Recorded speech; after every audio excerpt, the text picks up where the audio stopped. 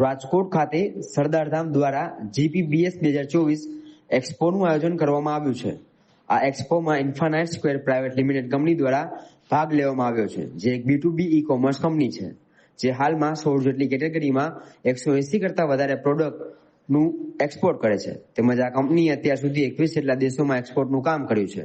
ત્યારે આજે US delegation દ્વારા ઇન્ફાનાઇટ સ્ક્વેર પ્રાઇવેટ લિમિટેડ કંપની સાથે હેલ્થ અને કોસ્મેટિક ક્ષેત્રે 200 કરોડના MOU સાઇન કરવામાં આવ્યા છે।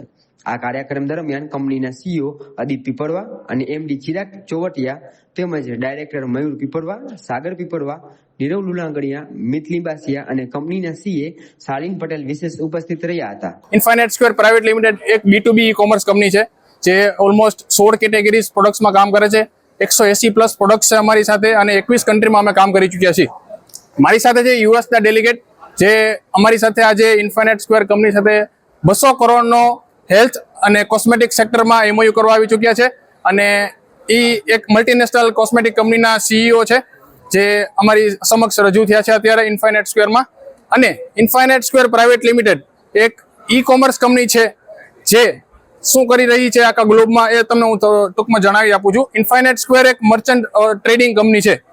કોઈને પણ દુબઈથી કાંઈ પણ વસ્તુ મોકલવી હોય સિંગાપોર, તો અમે તે સુવિધા પ્રોવાઈડ કરી છે।